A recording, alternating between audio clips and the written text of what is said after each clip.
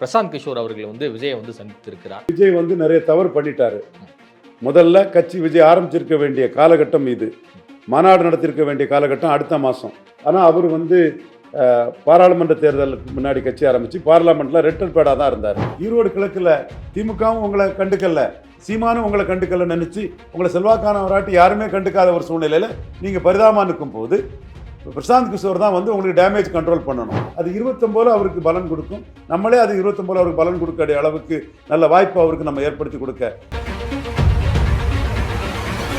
ஆனா இலக்கு 2026 சொல்லிட்டே வராங்களே. அப்போ நீங்க 2026 முன்னால கட்சி ஆரம்பிச்சிருக்கணும். கட்சி ஆரம்பிச்சு லெட்டர் பேடா இருக்குதுன்னா லெட்டர் பேட் இல்லாது. பலன் ரூபிக்கா நீங்க எடப்பாடி சீட்டு தருவான்னு நினைச்சா அது ஏமாந்துருவீங்க. 12 சீட்டுக்கு மேல தரமாட்டாரு. பிரசாந்த் கிஷோருக்கு தெரியுமா தெரியாதோ, சிவாஜி மாதிரி பல கலர் மாறினவர் விஜய். பெரியார் தான் வேண்டுமென்றால் நாம் தமிழர் கட்சியிலிருந்து வெளியேறலாம் அப்படின்னு சொல்லிட்டு சீமான் ஒரு காட்டமான பதிலை அளித்திருக்கிறார். அந்த 35 to 40% ஒரே குட்டையில் ஊறிய மட்டைகள்னு சொன்ன பெருந்தலைவர் காமராஜ் முன்னாடி இருந்த வாக்காளர்கள்ல தன்வசப்படுத்துறதுக்குள்ள இதை பண்ணுவாங்க.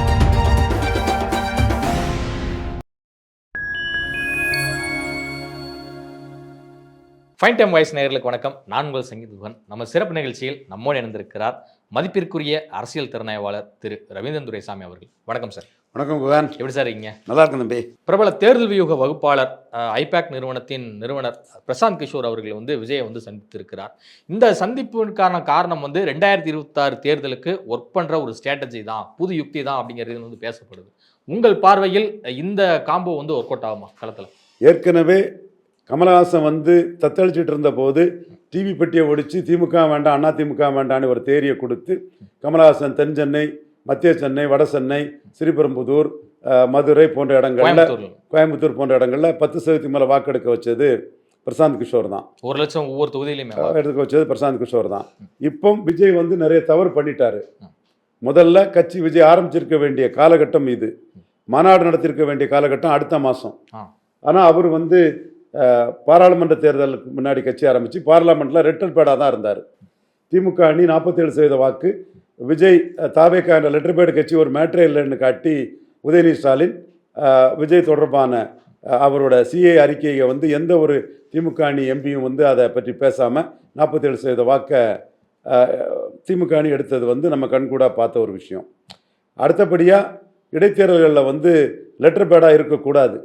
விக்கிரவாண்டி இடைத்தேர்தலில் லெட்டர் பேடாக இருந்தீங்க. ஈரோடு கிழக்கு இடைத்தேர்தலில் உங்களுக்கு நல்ல வாய்ப்புள்ள ஒரு இடைத்தேர்தலாக நான் ஈரோடு கிழக்க பார்த்தேன். அங்கேயே நிற்க சொன்னேன். அவங்க முன்னாடி அதான் சொன்னீங்க, லெட்டர் பேடாக இருந்துட்டாங்க. அப்போது நீங்கள் விக்கிரவாண்டியில் களத்தை உங்கள் ரசிகர்களை, ஓட்டர் இல்லை ரசிகர்களை, விக்கிரவாண்டியில் நீங்கள் வன்னியர் ரசிகர்களை 29% எடுத்த பாமகவுக்கு விட்டுட்டீங்க. பறைய ரசிகர்களை 63% வாக்கெடுத்த திமுகவுக்கும் சீமானுக்கும் அவங்கக்கிட்ட கோட்டை விட்டுட்டீங்க. அப்போ நீங்கள் களத்துக்குள்ளே வந்த பிறகும் உங்கள் கட்சி ரெஜிஸ்டர்ட் பார்ட்டியாக இருக்கும் பிறகும் உங்கள் ஓட்டர்ஸ் உங்கள் ஓட்டர்ஸ் இல்லை, உங்கள் ரசிகர்கள், அபிமானிகள், அவங்க உங்கள் ஓட்டர்ஸ் ஆக வேண்டியவங்க பாமகவுக்கும் திமுகவுக்குன்னு போகிறாங்க. இந்த ப்ராசஸ் என்டையர் வட தமிழ்நாட்டில் ஒரு போலரைசேஷன் ப்ராசஸ் நடக்குது. அதில் உங்கள் அபிமானம் கொண்டவங்களும் அதுக்குள்ளே போகிறாங்க. இப்பவும் ஒரு சில நிர்வாகிகள் ஒரு குறிப்பிட்ட ஜாதி போட்ட போது மற்ற ஜாதியினர் பாமகவுக்கே திரும்புகிறாங்கங்க தவறெல்லாம் கணேஷ்குமார் போன்றவங்க தகவலை சொல்கிறாங்க. இதில் இன்னொரு தவறு நீங்கள் என்ன பண்ணீங்கன்னா, ஒரு ஐடியா இல்லாமல் என்ன நடக்குன்னு தெரியாமல் வெறும் பப்ளிசிட்டிக்காக நீங்கள் கள்ளக்குறிச்சி சாராய சாவை விக்கிரவாண்டி இடைத்தேர்தலோட பார்த்தீங்க. நீங்கள் நினச்சது விக்கிரவாண்டியில் போலிங் குறைன்னு நினச்சிங்க. நீங்கள் நினச்சது உதயநிதி ஸ்டாலின் பொறுப்பு கொடுத்துருக்கக்கூடிய விக்கிரவாண்டிக்குள்ளே திமுகவுக்கு ஓட்டு குறைன்னு நினச்சிங்க. நீங்கள் நினச்சது நோட்டாவுக்கு ஓட்டு கூடணும்னு நினச்சிங்க. ஆனால் 3மே நடக்கலை. அப்போ தவறான ஆலோசகர்களால் 3ல நீங்கள் அடிபடுறீங்க. நோட்டா விக்கிரவாண்டியில் எடுத்தது 21 எடுத்ததை விட ஒரு 1.5% ஓட்டு நோட்டாவுக்கு குறைவு. இதில் நீங்கள் இருந்து பார்த்துக்கலாம். 1.5% ஓட்டு நோட்டாவுக்கு குறைஞ்சிருக்கு. அப்போது நோட்டாவுக்கு இவ்வளோ ஓட்டு குறையுதுன்னா அது அது என்ன என்ன ஆங்கிள்னா, உங்களுக்கு நீங்கள் சொல்கிறீங்க 90 லட்சம் ஆன்லைன் மெம்பர்ஸ் இருக்கதா சொல்கிறீங்க. மெம்பர்ஷிப் கார்டு இங்கே கொடுத்தீங்கன்னா மக்களுக்கு தெரியும். அது நீங்கள் முறைப்படி கொடுக்கல. ஆனால் ஆன்லைன் மெம்பர்ஷிப் மட்டும்தான் நீங்கள் கொடுத்துட்டு மெம்பர்ஷிப் இருக்க மாதிரி ஒரு தோற்றத்தை கொடுக்குறீங்க. அதில் விக்கிரவாண்டியில் உங்களுக்கு 90 லட்சம் தமிழ்நாட்டில்னா விக்கிரவாண்டியில் ஒரு 40,000 இருக்கணும் குறைஞ்சபட்சம். குறைஞ்சபட்சம் 40,000 இருக்கணும். நான் ஒரு சும்மா ஒரு குத்து மதிப்பாக தான் போடுறேன். ஆனால் நோட்டாவுக்கு வந்து 2021 1.5% ஓட்டு குறைஞ்சிருது. நோட்டாவுக்கு ஓட்டு குறைஞ்சிருது, திமுகவுக்கு ஓட்டு கூடிட்டு, போலிங் கூடிட்டு. அப்போ உங்களுக்கு என்ன, உங்கள் 40,000 ஆன்லைன் உறுப்பினரும் என்ன ஆனால் உங்களை சொல்லி ஓட்டு போட்டானா, உங்களை ஒரு ஆளாக மதிச்சானா? அப்போ பல நிரூபிக்காத உங்களை ஆளாக மதிக்கல. அப்போ நீங்கள் விக்கிரவாண்டியை பாய்காட் பண்ணது தப்பு, கள்ளக்குறிச்சி சாராய சபை பார்த்து எக்ஸ்போஸ் ஆனது தப்பு. இதுதான் ஆதாரத்தோட சொல்கிறேன். ஷாம் போன்ற அரசியல் விமர்சனங்களுக்கெல்லாம் இதை தாங்க முடியல, பொறுக்க முடியல, அவங்களுக்கு பதிலும் சொல்ல முடியல, என்னவோ பேசிகிட்டு இருக்காங்க. ஓகே, அது அவங்க உரிமை, ஜனநாயக நாடு, நம்ம அண்ணன் தான், அவர் உரிமை, அதை நான் தப்பாக சொல்ல வரல. தென் ஈரோடு கிழக்கு இடைத்தேர்தல், அதுலேயும் நீங்கள் பரந்தூர் விமான இதுக்கு போனீங்க. திமுக 74% ஓட்டு எடுத்துட்டான். நாம் தமிழர் உங்களை ஒரு பொருட்டாட்டே எடுக்கல. அஜித்னா மைக்கு, சீமான் சின்னம் பைக்குன்னு உங்களை பொருட்டாட்டே எடுக்காம அவன் உங்களை எனக்கும் ஸ்டாலினுக்கு தான் போட்டுருன்னு நாம் தமிழர் சீமான் சகோதரர் அவர் வந்து உங்களை பொருட்டா எழுதாமலே விக்கிரவாண்டியில் 1% உயர்ந்தவர் இங்கே 8-10% உயர்ந்துட்டு போயிட்டார். நான் எதிர்ப்பது ஸ்டாலினை தான், திமுக தான் நேரடியாக சொல்லிட்டார். எனக்கும் திமுகமானதுன்னு, திமுக வேண்டாம் அண்ணா திமுக வேண்டான்னு ஒரு பொசிஷனை பண்ணிட்டாரு. இந்த கட்டத்துக்குள்ள நீங்க தூத்துக்குடி துப்பாக்கி சூடை பற்றி பேசல, போய் போனவங்க இது கொடநாடு கொலை வழக்கை பற்றி பேசல, பொள்ளாச்சி பாலியல் வன்கொடுமை பற்றி பேசல, அதிமுக ஊழல் அமைச்சர்கள் ஏன் அரெஸ்ட் இல்லைங்கிறத பற்றி கேட்கல. அப்போ இவ்வளவும் நீங்க பண்ணும்போது சீமான்கிட்ட வந்து ஒரு ஸ்பேஸை கொடுக்குறீங்க. திமுக வேண்டாம் அதிமுக வேண்டான்னு பெருந்தலைவர் காமராஜ் சொன்ன ஒரே குட்டையில் உரிய மட்டைகள்ங்கிற அந்த பேச சீமான் கையில் கொடுத்துட்டீங்க. அப்போ இவ்வளவும் உங்களோட தவறான அரசியல் ஆலோசகர்களால் லெட்டர் பேட் கட்சி ஆட்டு விக்கிரவாண்டியில் உங்களுக்கு செல்வாக்கில்லைன்னு நிரூபிக்கப்பட்டு, ஈரோடு கிழக்கில் திமுகவும் உங்களை கண்டுக்கல, சீமானும் உங்களை கண்டுக்கல நினைச்சு உங்களை செல்வாக்கானவராட்டி யாருமே கண்டுக்காத ஒரு சூழ்நிலையில் நீங்கள் பரிதாபமாக நிற்கும் போது பிரசாந்த் கிஷோர் தான் வந்து உங்களுக்கு டேமேஜ் கண்ட்ரோல் பண்ணணும். நான் சொல்றது எல்லாமே தரவுகளோட கூடியது. பிரசாந்த் கிஷோர் டேமேஜ் கண்ட்ரோல் பண்ண வந்திருக்கிறாரு. எப்படி கண்ட்ரோல் பண்ணுவாருன்னா, என்னோட பார்வை 26 நீங்கள் யாருக்காக பிரச்சாரம் பண்ணிட்டு போயிருங்க. பவன் கல்யாண் அப்படித்தான் 2014 ஆந்திரா பிரிவினைக்கு எதிராக பிரச்சாரம் பண்ணார், 19 தனிச்சு நின்னார், 24 டெப்டி சீஃப் மினிஸ்டர் ஆனார். அப்போ endurance is a virtual politics. நீங்கள் தப்பாக ஆட்டம் ஆடிட்டீங்க. என்னமா நீங்கள் இஷ்யூ எடுத்தாலும் சிக்கல் தான். இன்னொரு தப்பு நீங்கள் பண்ணது கூட்டணி ஆட்சியில் பங்குன்னு சொன்னது. அதுவும் உங்களை வந்து வீக்கான ஆளாட்டு காட்டிட்டு, சீமான ரொம்ப போல்டான ஆள், ஸ்டாலின் இருக்கிற ஒரு ஆட்டு காட்டி மக்கள் மத்தியில் ஒரு பெரிய அளவில் ஒரு ஹீரோவா சென்று அடைஞ்சிட்டாரு. நீங்கள் உதயநிதி ஸ்டாலின் இருக்கக்கூடிய ஒரு ஆட்டு தான் ஒரு சீமான் மேடையில் ஆடுனா நாங்கள் ஓரத்தில் ஆடுவோங்கிற மாதிரி உதயநிதி ஸ்டாலின் இருக்கக்கூடிய ஒரு ஆள் தான் உங்களை வந்து ப்ரொமோட் பண்ணியிருக்காங்க. எல்லாமே தப்பாக பண்ணி வச்சு உங்களை காலி பண்ணி வச்சுருக்காங்க. இது வந்து உங்களுக்கு பெரிய சிக்கலை கொடுக்கும். அரசியல் அரங்கத்துக்குள்ளே நீங்கள் விழுந்தீங்கன்னா சினிமாவும் விழுந்துடும். ஸோ உங்களை சினிமாவை காப்பாற்றிக்கிறதுக்கும் அரசியல் அரங்கத்தில் ஒரு ஆளாக நிற்கிறதுக்கும் சரியான ஒரு விகிதத்தை வந்து பிரசாந்த் கிஷோர் கொடுக்க வாய்ப்பு இருக்குது. ஏற்கனவே பண்ண தவறுகளெல்லாம் சுட்டி காட்டி நீ கரெக்டாக போங்க விஜய்ங்கிறத சொல்ல வாய்ப்பு இருக்குது. என்னோட தரப்பு 26 அவர் பலன் நிரூபித்தார்னா தனிச்சு 214 கேண்டிடேட் போட்டு அது 29 அவருக்கு பலன் கொடுக்கும்.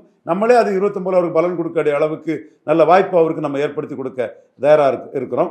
பலன் நிரூபிக்காத அவரை எடப்பாடி பழனிசாமி எல்லாம் வந்து ஒரு அடையாள அரசியலை தாண்டி சீட்டு கொடுக்க மாட்டார். தினத்தந்தியில் எழுதுறதெல்லாம் நடக்காது, எழுதுறதெல்லாம் நடக்காது. ஏன்னா இன்னைக்கு உள்ள ஒவ்வொரு கட்சியும் கம்பெனி மாதிரி ஆயிட்டு. அப்போ ஒவ்வொருத்தருக்கும் ஒரு எதிர்கால திட்டம் இருக்கும். ஒரு crore building கெப்பாசிட்டி உள்ள விஜய் வளர்த்து விடுறதுக்கா எடப்பாடி பழனிசாமி கட்சி நடத்துறாரு. ஸோ விஜயும் தான் வளர்றதுக்கு தன்னை நம்பி தான் போக வேண்டியது இருக்கும். அடுத்தவனை நம்பி முதல்ல குதிரை ஏறி போக முடியாது. யாருமே அப்படி ஒன்றும் விட்டு கொடுத்துட்டு போகிறதில்ல. நான் இப்போ வெளிப்படையாக சொல்லலை, கட்சியெல்லாம் கம்பெனி ஆகிட்டுன்னு சொல்லும்போது வெளிப்படையாக நான் என்ன சொல்ல வரேங்கிறது விவரமானவங்களுக்கு புரியும். அப்படி இருக்கக்கூடிய காலகட்டத்தில் விஜய்க்கு இருக்கக்கூடிய வழி 26 214 தொகுதியிலும் கேண்டிடேட் போட்டு பலத்தை நிரூபிக்கிறது. கூட்டணிக்கு அவர் வருவார், இவர் வருவார்லாம் பேப்பரில் எழுதலாம், படிச்சுக்கலாம், சந்தோஷப்பட்டுக்கலாம். வரவரப்பா நம்மளை பற்றி பேசுதுன்னு இல்லை. தாவேகா தலைமையில் தான் கூட்டணி, விஜய் முதல்வராக ஏற்று வருவர்கள் கூட தான் கூட்டணிங்கிறாங்க. மாநாடு நடத்தி யாராவது விஜய் முதல்வர்னு ஏற்று வந்திருக்காங்களா? டிக்கெடித்த விஜய் சீமான் துணை முதல்வர்னு ஒரு ஃப்ராடு செய்தியை ஜான ஆரோக்கியசாமி போட்டார் குமுதம் ரிப்போர்ட்டரில். அந்த ஃப்ராடு செய்தி முடிஞ்ச உடனே என் பின்னாடி வந்தா வா நான் சீஃப் மினிஸ்டர்னு சீமான் சொல்லிட்டு போயிட்டாரா இல்லையா? அப்போ டிக்கெடித்த விஜய் வந்து ஃப்ராடு செய்தி பொய் செய்திங்கிறத உடனே சீமான் அதை காலி பண்ணிட்டாரா இல்லையா? ஊதி பறக்க விட்ட பலூனில் பொய்ங்கிற ஊதி பறக்கோட்டை பண்ண உண்மைங்கிற ஊசியை வச்சு குத்தி காலி பண்ணிட்டோமா இல்லையா? ஒன்று. ரெண்டாவது, திருமாவளவனை பார்த்தாரு. திருமாவளவனும் என்ன விஜய் சிஎம்மா சொல்லட்டுன்ட்டாரு. அப்போ திமுகவில் ஜெயித்துட்டு இருக்கவருக்கு ஏன் விஜய் சிஎம்மா போய் சொல்லி போனோம் கூட்டணி? ஸோ அதுக்கு யாருமே வரல, இதுவரை ஒருத்தர் கூட வரல. அப்போ நம்ம தனிச்சு போட்டிட்டாலும் கடைவிரித்தேன் கொள்வார் இல்லை, கூட்டணிக்கு ஒரு ஆள் வரலங்கிற நக்கல் நையாண்டி தான் வரும். அப்போ தவறான இந்த ஸ்டேட்மெண்ட்டை சொல்லியிருக்க கூடாது. அவுட்ரைட்டாக 214 நான் கேண்டிடேட் போடுவேன், தனிச்சு போவேன்னு சொல்லியிருக்கணும். அப்படி போட்டால் இப்போ கிடைக்கக்கூடிய பப்ளிசிட்டி கிடைக்காது. விஜய் அதிமுக கூட்டணியா, விஜய் தலைமையில் எடப்பாடியா, இந்த மாதிரி ஒரு ஓசி பப்ளிசிட்டி கிடைக்காது. ஸோ பப்ளிசிட்டிக்காக நீங்கள் தப்பான விகிதத்தை போட்டு பலகீனம் அடைஞ்சிட்டு இருக்கிறீங்க. இதுதான் நடக்கும். உங்களை ஒரு ஆளே இல்லைன்னு நீங்கள் 3-4 முறை சந்தித்த சீமான் ஈரோடு கிழக்கில் சொல்லிட்டு போயிட்டார. அது எவ்வளோ பெரிய ஃபெயிலியர் உங்களுக்கு. தள்ளி விடுங்க. நான் ஸ்டாலினை எடுத்து போர் புரிஞ்சிட்டு இருக்கிறேன் சொல்ல மட்டும் இல்லை, உங்கள் திரையுலகில் உள்ள ஒரு போட்டியாளர், அது நண்பர்கள் தான், அது நம்ம அதை விரோதமாக பார்க்காண்டாம். அவர் பேரை சொல்லி அஜித் அண்ணா பைக்கு, சீமான் சின்ன மைக்கு, அஜித் அண்ணா பைக்கு, சீமான் சின்ன மைக்குன்னு சொன்னால் விஜய் வச்சு ஒன்றும் இல்லை, ஈரோடு கிழக்கு விக்கிரவாண்டியிலே பார்த்துட்டோம் விஜய் ஒன்றும் இல்லைன்னு ஈரோடு கிழக்கில் அவர் அதை காட்டுறாரு. இப்போ இந்த டேமேஜ் எல்லாம் கண்ட்ரோல் பண்ணதை பிரசாந்த் கிஷோர் வந்திருக்காரு. எப்படி டேமேஜ் கண்ட்ரோல் பண்ண போறாருன்னு தெரியல, பார்ப்போம். விஜயும் ரவீந்திர சாமி வீடியோ தான் கரெக்டுங்கிற மாதிரி பிரசாந்த் கிஷோர் என்கிட்ட சொன்னாருங்கிறத மனச்சாட்சிப்படி உணர்வார். நம்மளும் விஜய்க்கு சொல்றது, பலத்தை நிரூபிங்க, 29 வாங்க, உங்களுக்கு ஒரு நல்ல இதை பண்ணித்தரோம். பலதை நிரூபிக்காம உங்களை யாரும் ஏற்றுக்க மாட்டாங்க, அது தேரவும் தேராது. அதுதான் உண்மையான நிலைமை. இப்போ விஜய் 2026 பலம் நிரூபிச்சாதான் பிகே அதன் பிறகே சைன் பண்ணுவார் அப்படிங்கிறீங்க? இல்லை, பிகே போய் சைன் பண்ணி பல நிரூபிக்கிறதுக்கு கூட பிகே சைன் பண்ணி போகலாம், அது நமக்கு தெரியாது. இன்னைக்கு கூட புஷி ஆனந்த் அவர்கள் சந்திச்சிருக்கிறாரு ஆதவ அர்ஜுனா வீட்டில். புஷி ஆனந்த், பிகேயோ ராபின் சர்மாவோ யாரோனாலும் கூட பலம் நிரூபிச்சாதான் யாருக்கும் மரியாதை. ஃபார் எக்ஸாம்பிள், கட்சி ஆரம்பிச்சா இடைத்தேர்தலில் போட்டியிடணும்.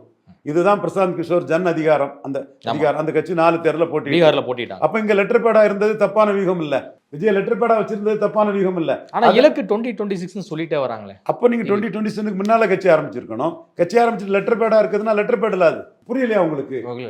உங்க ஓட்டர் இல்ல, உங்க ஆதரவாளர் ஸ்டாலினுக்கு 63% போடுறதுல உங்க ஆதரவாளர் இருக்கிறான். அவன் ஓட்டர் இல்லையா, அவன் ஸ்டாலின்ட்டே தங்குறானே. உங்க ஆதரவாளர் சீமானுக்கும் போடுறான், உங்க ஓட்டர் இல்லையே. சீமான் உங்களை மதிக்கலையே, ஸ்டாலின் உங்களை மதிச்சு இந்த 74 எடுக்கலையே, சீமான் உங்களை மதிச்சு இந்த 16 எடுக்கலையே. அப்போ 90% ஓட்டு உங்களை மதிக்கலையே, இது 10% அதுலேயும் உங்களுக்கு இந்த ஹோல்டு இல்லையே. தேர்தல் வியூக வகுப்பாளர்கள் என்பவங்க தேர்தலுக்காக பயங்கரமாக ஒர்க் பண்ணி கொடுக்குறவங்க தான் ஒரு கட்சிக்காக ஒரு அக்ரிமெண்ட் போட்டு தேர்தல் வரைக்கும், அது மாற்றுக்கிறது இல்லை. ஆனால் அதே சமயம் விஜய் தொடர்ந்து தேர்தல் வியூக வகுப்பாளர்களை மட்டுமே நம்ப என்ன காரணம்? ஃபர்ஸ்ட் ஜான் ஆரோக்கியசாமியை உள்ளே கொண்டு வந்தார், இப்போ அவர் பர்சனல் தேர்தல் வியூப்பாளர் வச்சுக்கிட்டாரு. அப்புறம் ஆதவ அர்ஜுனா உள்ளே இறக்குனாரு, கட்சியில் பொறுப்பு கொடுத்துருக்காரு. இப்போ பிரசாந்த் கிஷோர்கிட்ட ஆலோசனை பண்ணிட்டு இருக்காரு. அவருடைய வியூகம் தான் என்னவா இருக்கு? நாட்டில் அது அவருக்கு உரிமை, அதெல்லாம் நம்ம அவரை ஒன்றும் எல்லாத்தையும் கிண்டல் பண்ணிட்டு இருக்க வேண்டிய அவசியம் இல்லை. நீங்கள் பலம் நிரூபிக்கலைங்கிறதான் உண்மை. பலம் நிரூபிக்காத நீங்கள் எடப்பாடி சீட்டு தருவார்னு நினச்சா அது ஏமாந்துருவீங்க. 12 சீட்டுக்கு மேலே தரமாட்டார். ஜெயலலிதா அம்மையார் விஜயகாந்துக்கு பலம் நிரூபிக்காத விஜயகாந்துக்கு 15 சீட்டு தான் சொன்னாங்க. நடிகர் சங்க தலைவர், வானத்தை போல வல்லரசு, பெரிய பொசிஷனில் இருந்தார். தமிழ்நாடு ஃபுல்லாக ஆர்கனைஸ் பண்ணி வச்சுருந்தார். பல ஆண்டு காலம் ஒரே கொள்கையை சொல்லி நின்னார். அவருக்கே 15 சீட்டு தான் தருவோம்னு சொன்னாப்புல. நீங்கள் பற்பல கொள்கையை சொல்லி வந்திருக்கீங்க. பிரசாந்த் கிஷோருக்கு தெரியுமா தெரியாதோ, சிவாஜி மாதிரி பல கலர் மாறினவர் விஜய். தயாநிதி மாறன் அவர் கூட போய் நின்று அந்த ஸ்டாம்பு வெளியீட்டில் திமுக சார்பாக கலந்துக்கிட்டாரு.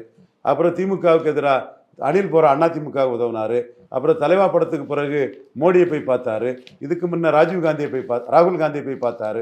இப்படி பல கலர், சிவாஜி மாதிரி மிஸ்டர் சம்பத் மாதிரி ஒரு பச்சவந்தி கலர் மாறினவர் தான் விஜய்.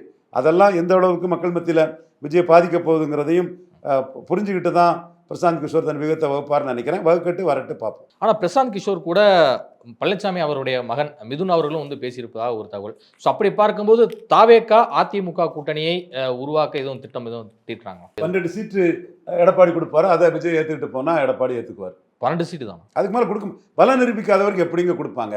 12 மேலே கொடுத்தா எடப்பாடி பலகீனம் ஆயிட்டாரு, விழுந்துட்டாருன்னு அர்த்தம். எடப்பாடி பலகீனம் ஆயிட்டாரு, முடிஞ்சு போனாருன்னு அர்த்தம். ஒரேல 2 கட்சி இருக்க முடியாதுங்கிறீங்க. நீங்க எப்படி பலம் நிரூபிக்காதவருக்கு சீட்டு கொடுத்தா நான் தோத்து போயிட்டேன், ஸ்டாலினை என்னால் எதிர்கொள்ள முடியாது, அதனால நான் தோத்து போயிட்டேன்ல அர்த்தம். ஸோ பலம் நிரூபிக்காதவருக்கு அடையாள அரசியலுக்காக கலைஞர் கண்ணப்பனு கொடுத்த 5-6 சீட்டு, ஏசி சண்முகத்துக்கு 5-6 சீட்டு தான் கொடுக்க முடியும். ஜெயலலிதா 8-10 பலம் நிரூபித்த விஜயகாந்துக்கு 41 கொடுத்தாங்க. அது மக்கள் ஏற்றுக்கிட்டாங்க.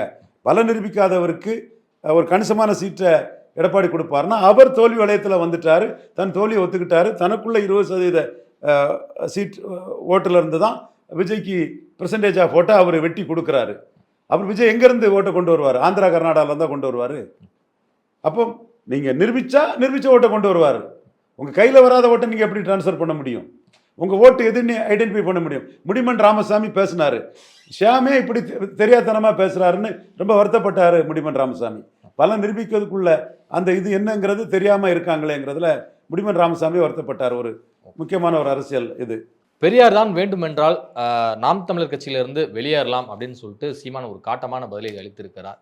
இது கட்சிக்குள் ஒரு பெரிய விஷயத்தை ஏற்படுத்தியிருக்கா, இல்லை நான் வந்து பெரியார் எதிர்ப்பில் என்றைக்குமே உறுதியாக இருக்குவேன், ஸ்ட்ராங்காக இருக்குவேன் அப்படின்னு சொல்ல வர்றாராம் சீமான்? பெரியார் இஷ்யூவில் சீமான் வந்து தெளிவாக தமிழ்நாடு ஃபுல்லாக ஸ்டாலின் வர்சஸ் சீமான்னு ஒரு இதில் எஸ்டாப்ளிஷ் ஆயிட்டார். அது ஒரு இமேஜை அமைச்சாச்சு.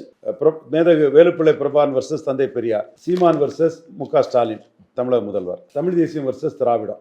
இது வந்து 8% தான் சீமான் மக்களவையில் இருக்கிறாரு. 47% ஸ்டாலின் இருக்கிறாரு. அந்த இடத்துக்குள்ள தன்னை ஸ்டாலின் கண்ணியாக பொசிஷன் பண்ணி இப்படி அவர் தகவமைச்சது. பெருந்தலைவர் காமராஜ் சொன்ன ஒரே குட்டையில் ஊறிய மட்டைகள்னு அவர் சொல்லும்போது அவர் 35-40% மக்கள் ஆதரவில் இருந்தார். அந்த வாக்காளர்களோட குடும்பத்தை சேர்ந்தவங்க அவங்க வந்து அந்த திமுக வேண்டாம் அதிமுக வேண்டாங்கிற மன ஓட்டத்தில் தான் இருப்பாங்க. அதுக்கு அண்ணாமலை தான் ஒரு தலைவராக வந்தார்.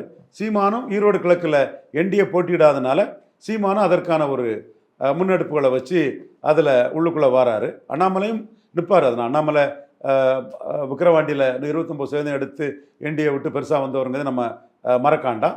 இந்த ஈரோடு கிழக்குக்கு பிறகு பெரியார மையமாக வச்சு சீமானுக்கு அது கிடச்சிருக்கு. ஸோ அந்த 35-40% ஒரே குட்டையில் ஊறிய மட்டைகள்னு சொன்ன பெருந்தலைவர் காமராஜ் முன்னாடி இருந்த வாக்காளர்களில் தன்வசப்படுத்துறதுக்குள்ள இதை பண்ணுவார்.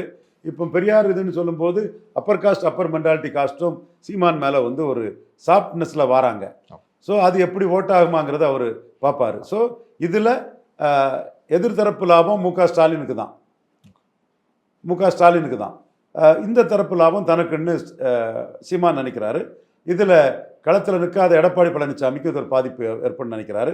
இந்த 15-16% வாக்குங்கிறது 20% தனக்கு தமிழக அளவில் வரும். திமுக வேண்டாம் அதிமுக வேண்டாங்கிற வாக்கு தனக்கு கிடைக்கும்னு நினைக்கிறார். இதைத்தான் கமல்ஹாசனுக்கு கொடுத்தாரு இவர் பிரசாந்த் கிஷோர். இப்போ 8% வாக்கெடுத்து விக்கிரவாண்டியில் களத்தில் திமுகவை எதிர்கொண்ட சீமானுக்கு 16% எடுத்தவருக்கு தமிழக அளவில் 20% வாக்கெல்லாம் எடுத்துட முடியும். அதிமுகவில் உள்ள நான் பெனிஃபிஷரி காஸ்ட் ஓட்டு தனக்கு கிடைக்கும்னு சீமான் நினைக்கிறாரு. ஸோ அந்த வகையில் பெரியார் இஷ்யூவில் உறுதியான நிலைப்பாட்டில் தனக்கு அரசியல் லாபத்தை கொடுக்க நிலைப்பாடுன்னு சீமான் இருக்கிறாரு. இதுவரை உங்கள் பல்வேறு கருத்துக்களை எங்களோடு பகிர்ந்தமைக்கு மிக்க நன்றி.